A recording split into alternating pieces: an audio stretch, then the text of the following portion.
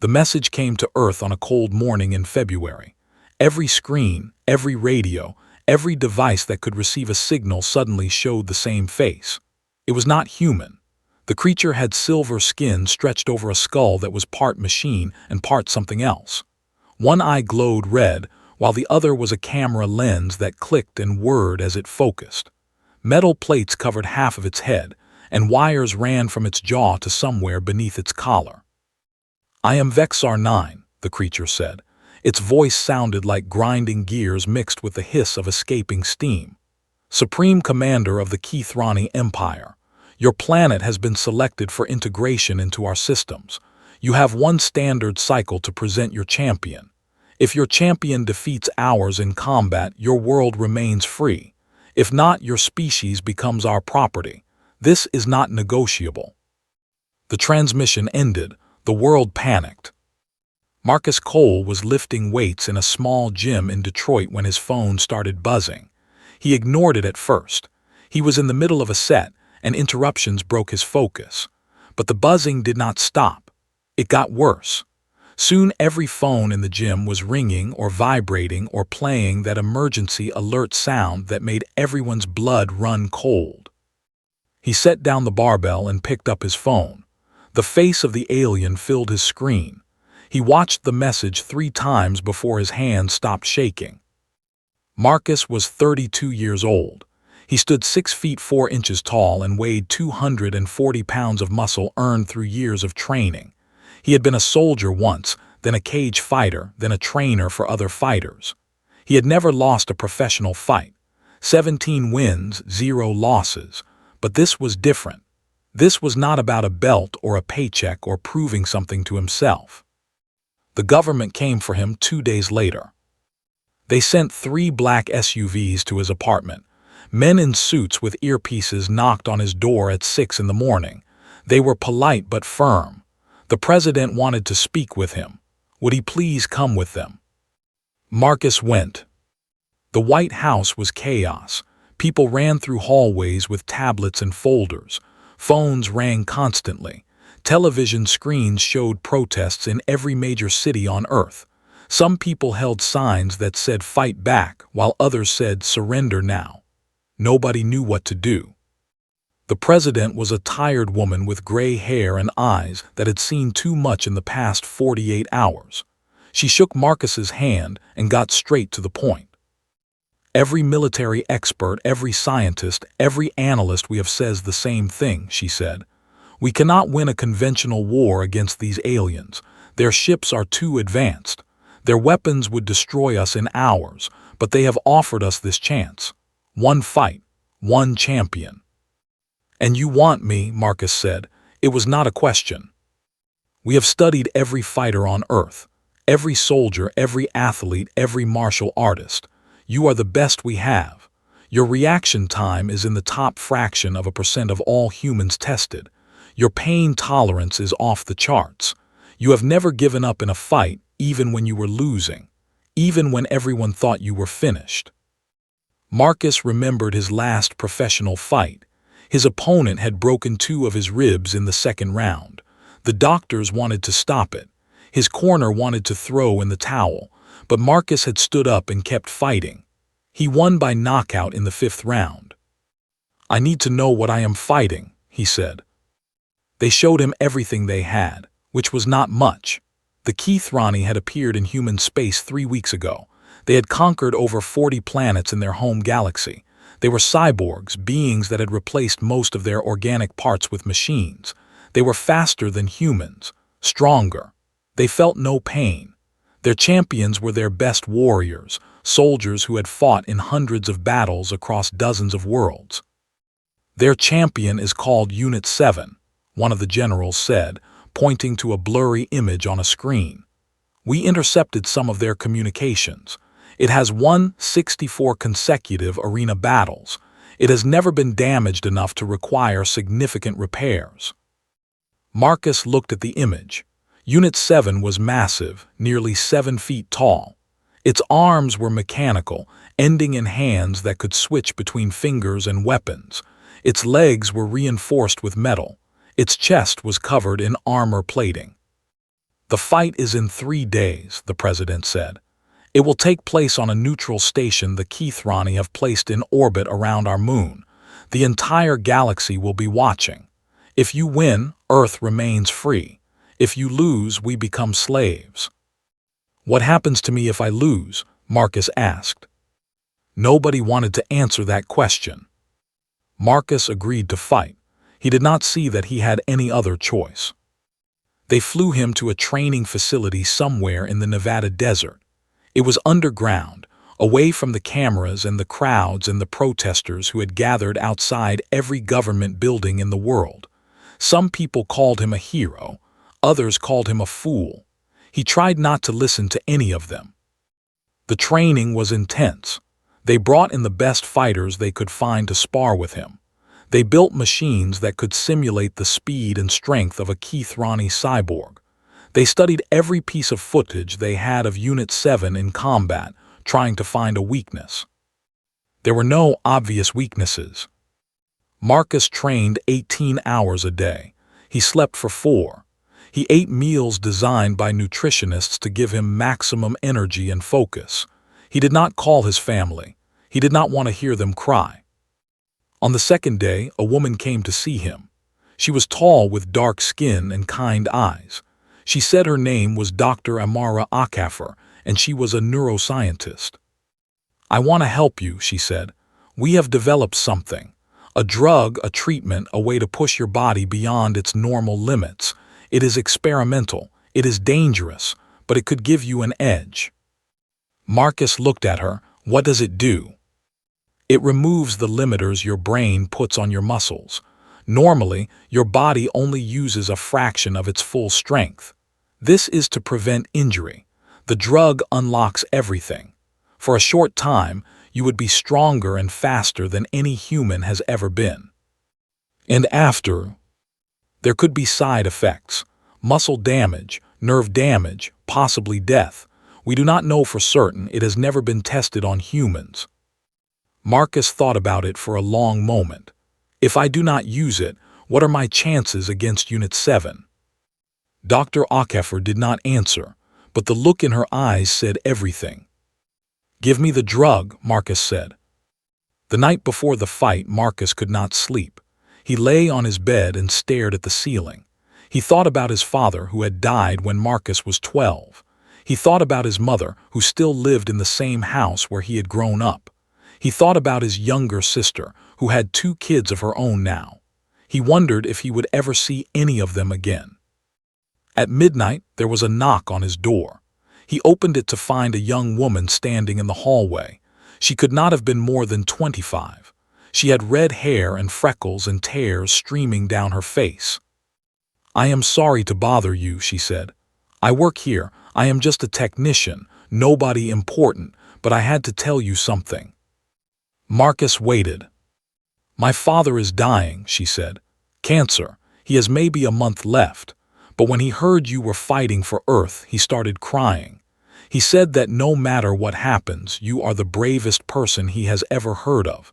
He said that you make him proud to be human." She wiped her eyes with the back of her hand. "I just wanted you to know that. Whatever happens tomorrow, you have already given us something. Hope." She turned and walked away before Marcus could respond. He closed the door and sat on the edge of his bed.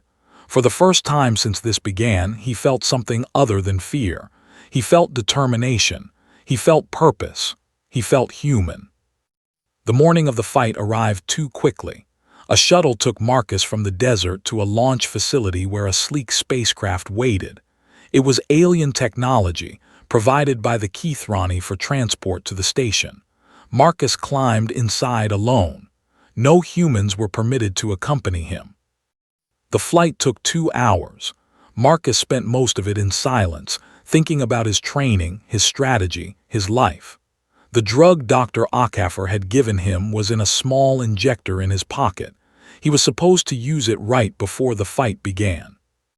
The station was enormous. It hung in space like a metal city, all sharp angles and glowing lights. Marcus's ship docked in a bay filled with other vessels from species he had never seen before. Creatures of all shapes and sizes moved through the corridors. Some walked on legs, some slithered, some floated. All of them stared at him. A robot guided him to a preparation room. It was small and cold. There was a bench, a mirror, and a door that led to the arena. "You will be summoned when it is time," the robot said. Then it left. Marcus sat on the bench and waited. Through the door, he could hear the roar of a crowd. Thousands of voices, maybe millions, cheering and jeering in languages he could not understand. He was about to fight for the fate of his entire species in front of an audience of aliens. He took out the injector and looked at it. Such a small thing to decide the future of a world. The door slid open. A blast of light and sound hit him like a wave. The arena was massive, a circular pit surrounded by rising stands filled with beings from across the galaxy. Screens floated in the air, displaying his face, his name, his planet of origin. And across the arena, standing perfectly still, was Unit 7. It was even larger than the pictures had suggested. Its metal body gleamed under the arena lights. Its eyes, if they could be called eyes, glowed with cold blue fire. It raised one hand, and the fingers retracted to reveal a blade that looked sharp enough to cut through steel. Marcus stepped into the arena. The noise of the crowd faded to a dull roar. Everything became distant, unreal, like a dream he could not wake from. He pressed the injector against his arm and felt the drug rush into his veins. For a moment, nothing happened. Then fire spread through his body. His muscles screamed. His heart pounded. His vision sharpened until he could see every scratch on Unit 7's armor. A voice boomed across the arena in a language Marcus did not understand. Then it repeated in English. "Let the battle for Earth begin." Unit 7 charged. The cyborg moved faster than anything Marcus had ever faced. One moment it was standing across the arena, and the next it was right in front of him, that gleaming blade slashing toward his throat. Marcus threw himself backward, feeling the wind of the blade as it passed inches from his skin. He hit the ground, rolled, and came up in a fighting stance. The drug was working. He could feel it pumping through him, making everything sharper, faster, stronger. His reflexes were beyond anything he had experienced before, but even with the enhancement, Unit 7 was faster. The cyborg did not pause. It followed up with a series of strikes that would have killed any normal human. Marcus blocked and dodged, using every technique he had learned in his years of training. A punch came for his face. He slipped it. A kick aimed at his knee. He checked it with his shin and felt the impact all the way up his leg. The metal was hard enough to bruise bone. Marcus needed to get inside. Unit 7's advantage was reach and power. If Marcus could close the distance, he might have a chance. He waited for an opening. It came when Unit 7 overextended on a thrust with its blade arm. Marcus stepped to the side, grabbed the arm, and pulled the cyborg off balance. For one brief moment, Unit 7 stumbled. Marcus used that moment to drive his knee into the cyborg's midsection. It was like kicking a wall. Pain exploded through his leg, but the blow had an effect. Unit 7 staggered back a step. Its processors had not expected an attack that powerful from a human. The crowd went silent, then they erupted. Marcus pressed his advantage. He threw a combination of punches at Unit 7's head, targeting the seams where metal met organic material. His fists ached with every impact, but he could see damage accumulating. A plate on the cyborg's cheek cracked. A wire came loose from its jaw. Unit 7 recovered quickly. It swung its other arm, the one that ended in fingers rather than a blade, and caught Marcus across the chest. He flew backward, hitting the arena floor hard enough to drive the air from his lungs. He tasted blood. "Get up," he told himself. "Get up or everyone you love dies." He got up. Unit 7 was already closing in. It moved differently now, more cautiously. It had not expected this much resistance. Its programming was adapting, learning from their exchange. That was bad. The longer the fight went on, the more Unit 7 would figure out about Marcus's patterns and weaknesses. Marcus needed to end this fast. He charged at the cyborg. Unit 7 raised its blade to impale him. Marcus dropped at the last second, sliding under the strike and coming up behind the cyborg. He wrapped his arms around its waist and lifted. The enhanced strength the drug gave him was enough. Barely. Unit 7 had to weigh at least 400 pounds, but Marcus lifted it off its feet and drove it headfirst into the arena floor. The impact shook the entire platform. Unit 7's head hit with a crunch of metal and circuitry. Sparks flew. The cyborg's movements became jerky, erratic. Something important had been damaged. Marcus did not let up. He mounted the downed cyborg and started hammering punches into its face. Each blow sent pain shooting through his hands. His knuckles were bleeding, skin torn away by the rough metal. But he kept hitting. He poured every ounce of strength, every drop of determination, every bit of hope for his world into those punches. Unit 7 tried to fight back. Its arms flailed, trying to grab him, trying to push him away. One of its strikes connected with his ribs. Marcus heard something crack. The pain was enormous, but he pushed it aside. He had fought with broken ribs before. "You do not get to take my home," Marcus growled through gritted teeth. "You do not get to take my people." He grabbed the cyborg's damaged head and twisted. Metal groaned. Wires snapped. Something inside Unit 7 popped and crackled. The blue glow in its eyes flickered. But Unit 7 was not finished. With a burst of mechanical strength, it threw Marcus off. He tumbled across the arena, bouncing twice before coming to a stop. His entire body screamed in protest. The drug was starting to wear off. He could feel his strength fading, his reflexes slowing. Unit 7 rose to its feet. Half of its face was caved in. One arm hung uselessly at its side. Fluids leaked from multiple wounds, but it was still standing, still fighting. "Human," it said, its voice distorted by the damage to its speech systems. "You are impressive, but you cannot win. I am built to continue functioning until total system failure. You are flesh. You will tire. You will break." Marcus pushed himself up onto his knees, then onto his feet. It took everything he had. "Maybe," he said, "but I am not dead yet." They circled each other. The crowd watched in stunned silence. No one had ever pushed a Keithrani champion this far. No one had ever damaged Unit 7 so severely. In the stands, Marcus noticed something. Humans. There were humans in the audience. They must have been brought here from other conquered worlds, members of species the Keithrani had already enslaved. They wore gray clothes and had dead looks in their eyes. But as Marcus watched, one of them stood up, then another, then dozens. They started chanting something. He could not hear the words over the ringing in his ears, but he could read their lips. "Earth, Earth, Earth." They were cheering for him. Slaves from across the galaxy were cheering for the human who dared to fight back. Marcus felt something swell in his chest. It was not the drug. It was something deeper, something older. Pride. Defiance.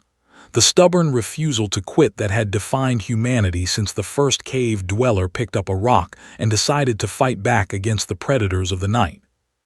He roared and charged at Unit 7 one last time. The cyborg met his charge with its blade.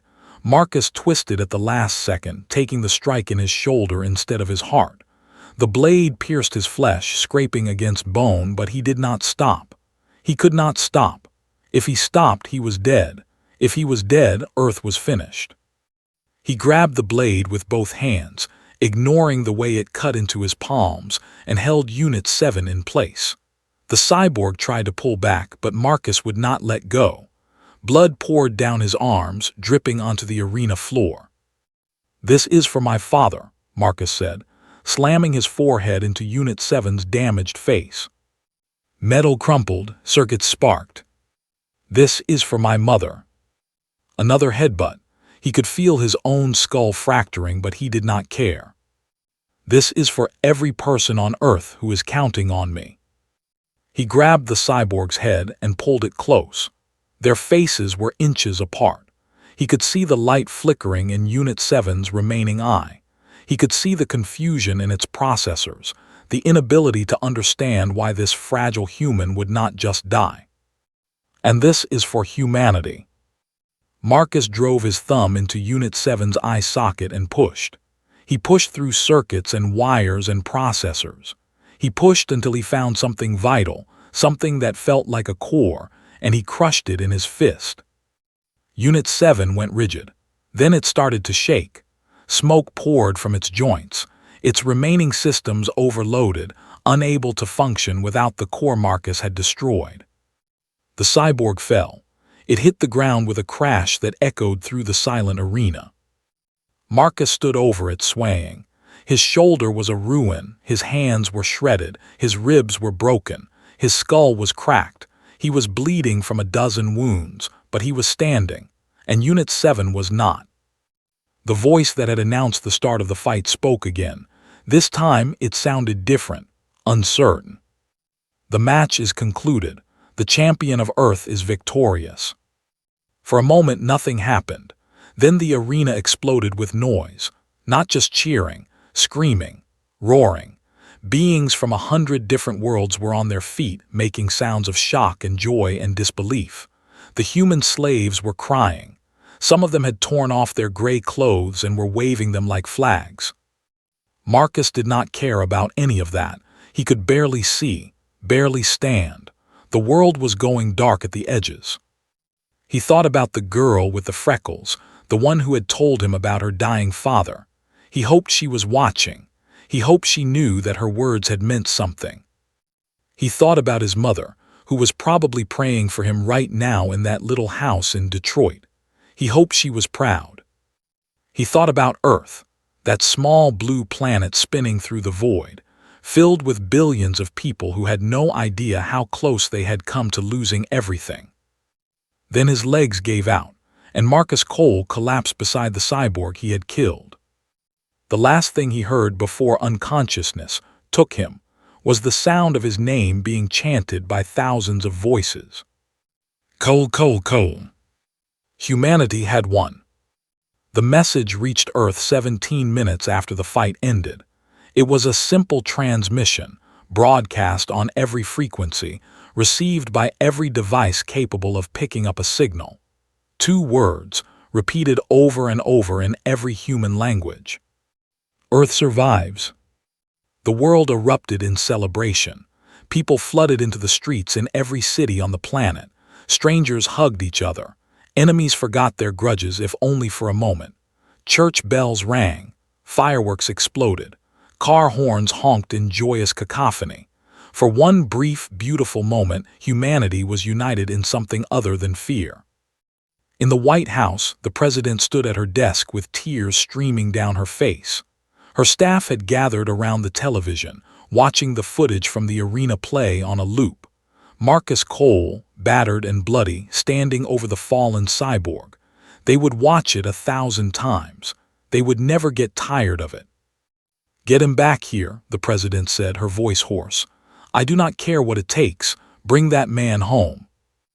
On the station orbiting Earth's moon, Marcus Cole woke up in an alien medical bay.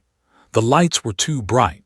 The air smelled like disinfectant and something else, something metallic and strange. He tried to sit up and immediately regretted it. "Do not move," a voice said. It was calm and measured. "You have sustained significant injuries. Your species heals slowly. You must rest." Marcus turned his head, which hurt more than it should have. A creature stood beside his bed. It was tall and thin, with pale blue skin and large black eyes. It wore something that looked like a medical uniform. It did not look threatening, but Marcus had learned not to trust appearances. "Where am I?" he asked. "You are on the observation station designated Keith Ronnie Orbital Platform 7, the creature said. "I am Healer Zin 4. I have been assigned to treat your injuries." "Assigned by who?" "By the Galactic Council. They have taken great interest in your survival. You are the first being in recorded history to defeat a Keithrani combat unit in single combat. Marcus let that sink in.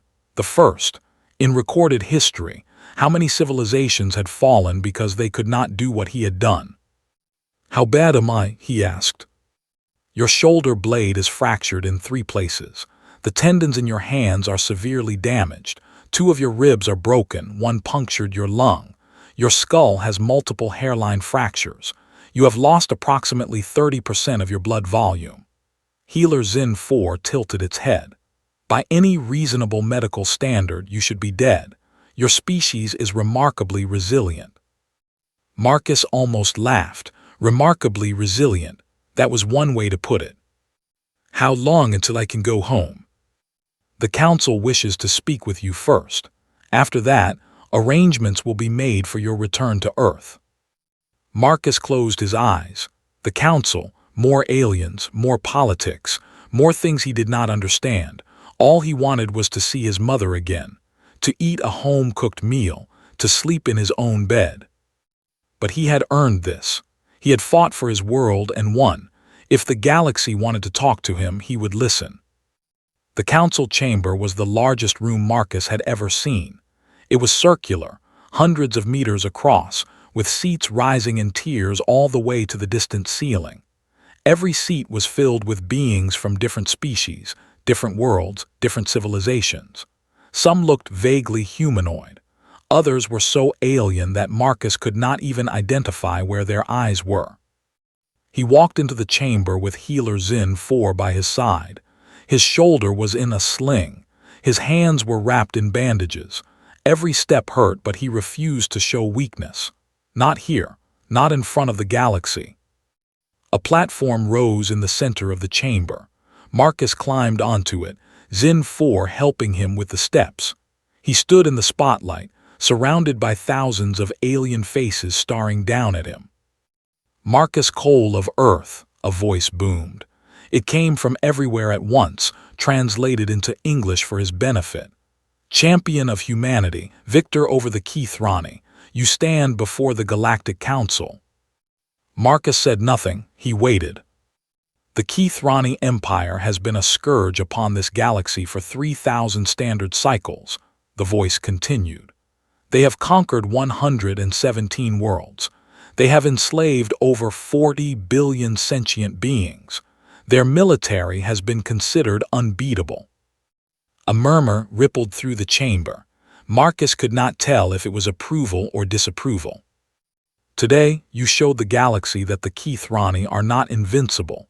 You showed us that a single being, fighting for their home, can defeat the might of tyranny. This is no small thing." The murmur grew louder. Some of the beings were standing, making gestures that Marcus assumed were the equivalent of applause. "We have questions for you, champion. Will you answer them?" Marcus cleared his throat. His voice was rough, tired. "I will try." A different voice spoke. This one came from a being in the front row, a creature that looked like a cross between a mantis and a bear. "You used a chemical enhancement during the fight. Our sensors detected it. Do you not consider this cheating?" Marcus thought about his answer carefully. The Keithrani replaced their bodies with machines. They gave themselves weapons instead of hands. They removed their pain and their fear. If they can improve themselves to win, why can I not do the same? The mantis bear made a sound that might have been laughter. "A fair point." Another voice, this one from somewhere high in the stands. "You could have died. You almost did. Why would you risk everything for your world? Would it not have been better to surrender and live?" "No," Marcus said. The word came out hard and sharp. "I watched the recordings of what the Keithrani do to conquered peoples. I saw the slave camps, the factories, the processing centers where they strip away everything that makes a person an individual. Death would be better than that, and my world deserves better than that." More murmuring, more standing. The energy in the room was building, becoming something electric and alive. A third voice. This one was softer, almost gentle. It came from a small creature near the platform, something that looked like a floating jellyfish. "Do you hate the Keithrani?" Marcus thought about that. He thought about Unit 7, the cold efficiency of its movements, the way it had called him human like it was a curse. He thought about Vexar 9, the cyborg who had condemned his world to slavery or death with a single message. "I hate what they do," he said finally. "I hate the suffering they cause, but hate is not why I fought. I fought because I love my home. I love my people. I love the idea of humans living free, making our own choices, building our own future. The Keithrani wanted to take that away. I could not let them." The jellyfish made a sound that Marcus could not interpret. Then it spoke again. "You are an unusual being, Marcus Cole. Your species is very young. You have only been among the stars for a few of your generations. Yet you have done something that ancient civilizations with advanced technology could not do. You have broken the Keithrani myth of invincibility." Marcus did not know how to respond to that. He had never thought of himself as special. He was just a fighter who refused to quit. "The Council has a proposal for you," the original booming voice said. "The Keithrani will not accept this defeat lightly. They will return to Earth with a larger force. They will want revenge. Your world is in danger." Marcus felt his blood run cold. He had won the fight, but the war was just beginning. "We can offer Earth protection. Alliance with the Council comes with mutual defense treaties. If the Keithrani attack a Council world, the full force of the Allied fleets will respond." "What do you want in return?" Marcus asked. Nothing was free. He had learned that lesson long ago. "We want you," the voice said. "Not as a slave or a servant, as a symbol. Travel with our diplomats. Speak to other worlds threatened by the Keithrani. Show them what you showed us today. Show them that the machines can be beaten. Give them hope." Marcus stood in silence for a long moment. He thought about Earth, about his mother waiting for him, about the life he could have if he went home and never left again. He had earned that peace. He had paid for it in blood and pain. But he also thought about those human slaves in the arena, the ones who had stood up and chanted his name. They were still out there on Keithrani worlds suffering. They needed hope too. "I have conditions," he said. "Name them." "First, I want to go home. I need to see my family, let them know I am alive. I will not abandon them without saying goodbye." "Acceptable." "Second, I want the Council to help Earth prepare for the Keithrani response. Military advisors, technology sharing, whatever we need to defend ourselves." "This can be arranged." "Third, I want every human slave in Keithrani territory freed. All of them. Make it a condition of any negotiations, any treaties, anything you discuss with the Keithrani from this day forward." There was a long pause. The beings in the chamber whispered among themselves. Marcus could not understand their words, but he could read body language well enough to know that his demand was controversial. Finally, the voice spoke again. "The Keithrani will not agree to this easily." "Then do not make it easy for them," Marcus said. "You say I broke their myth of invincibility. Use that. Make them afraid. Make them understand that the galaxy is done being their victim." More silence, more whispers. Then the jellyfish creature floated up to hover near Marcus's face. "You are asking us to start a war," it said softly. "Many will die." "Many are already dying," Marcus replied. "Many are already suffering. The only question is whether the galaxy will stand up and fight or lie down and accept slavery." The jellyfish studied him with eyes that were impossible to read. Then it floated back to its place and spoke in a voice that everyone could hear. "I have lived for 300 of your human years. I have seen empires rise and fall. I have seen heroes and villains, cowards and fools, but I have never seen anyone like this human." It turned to face the assembled council. "I vote to accept his conditions, all of them." The chamber erupted. Beings were shouting, arguing, gesturing wildly. Some were clearly outraged. Others were cheering. The noise was overwhelming. Then, one by one, beings began to stand. The mantis bear stood first. then a creature that looked like a living tree, then a group of beings with silver skin and golden eyes. More and more of them rose to their feet until the majority of the council was standing. The booming voice cut through the chaos. The vote is recorded. The conditions are accepted. Earth will join the Galactic Council as a protected ally.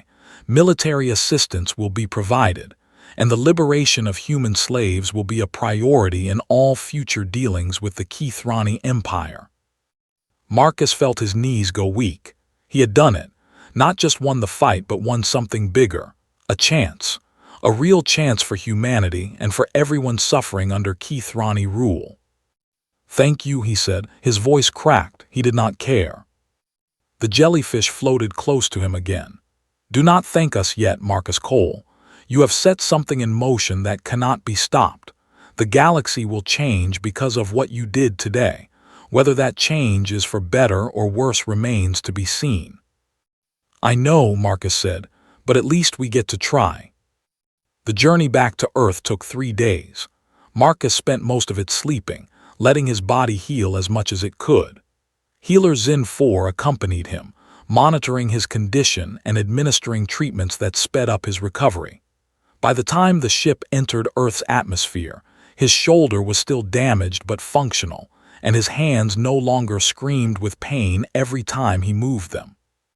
They landed in Washington, D.C., on a clear spring morning. The entire city had turned out to see him. Streets were lined with people waving flags and holding signs. Police had to clear a path for the car that took him from the landing pad to the White House. His mother was waiting for him on the steps. She was crying. He had never seen her cry before, not even at his father's funeral. He climbed out of the car and walked toward her, and she met him halfway, throwing her arms around him like he was still a little boy. "I thought I lost you," she whispered into his chest. "I thought I lost you like I lost your father." "I am here," he said. "I came back." They held each other for a long time. The cameras flashed. The crowd cheered. But Marcus did not see or hear any of it. There was only his mother, alive and warm and real. The president gave a speech. There was a ceremony. They gave him medals and titles and honors that did not mean much to him. What mattered was the look on his mother's face when she watched from the front row. What mattered was his sister hugging him and her kids calling him Uncle Marcus the hero. That night, after all the celebrations had ended and the crowds had gone home, Marcus sat alone on the roof of the White House. It was against protocol, but nobody was going to tell the savior of humanity that he could not sit on a roof. Dr. Akafer found him there. She climbed up the access ladder and sat down beside him without saying anything. They watched the stars together for a while. "The drug did some damage," she finally said. "Nothing permanent, but your muscles will never be quite the same. You pushed them too hard." "Worth it," Marcus said. "I know." She was quiet for another moment. "The Council wants you to travel the galaxy, to inspire other species, to be a symbol." "I know that too." "Are you going to do it?" Marcus thought about the question. He thought about his mother, his sister, his home. He thought about the slaves he had seen in the arena and the billions more suffering on Keithrani worlds. He thought about the look in Unit 7's eye when it realized it was going to lose, that impossible machine confusion in the face of stubborn human defiance. "Yes," he said, "someone has to." Dr. Akafer nodded. "Then you will need a team. Scientists, doctors, fighters, people who can help you do what needs to be done. Are you volunteering?" She smiled. It was a tired smile, but there was steel behind it. "I did not create that drug just to watch you use it once. I want to see where this goes. I want to help make it happen." Marcus extended his bandaged hand. She took it gently. "Welcome to the team," he said. Far away, on a world of metal and machines, Vexar 9 watched the footage from the arena for the 100th time. The Supreme Commander's remaining organic eye twitched with something that might have been rage or might have been fear. "How?" Vexar 9 asked the empty room. "How did one human defeat our best warrior?" There was no answer. The machines did not have one. They had calculated the probability of this outcome and found it so small as to be essentially impossible, yet it had happened. Increase production of combat units, Vexar 9 ordered. Double the mining quotas on all slave worlds. We will return to Earth with a force they cannot resist. But even as the Supreme Commander gave the orders, a small voice in the back of its cybernetic mind whispered doubts. The human had been broken, bleeding, dying, and still he had fought. Still he had won. What kind of species was this? What kind of madness drove them to achieve the impossible? Vexar 9 did not know. And for the first time in its long existence, the Supreme Commander of the Keithrani Empire felt something it had not felt since its organic days. Fear. On Earth, Marcus Cole looked up at the stars and smiled. The galaxy was watching. The Keithrani were coming. The future was uncertain. But humanity would face it standing up, the way they always had, the way they always would. After all, that was what humans did. They fought. They struggled. They refused to quit even when every rational calculation said they should. And sometimes, against all odds, they won.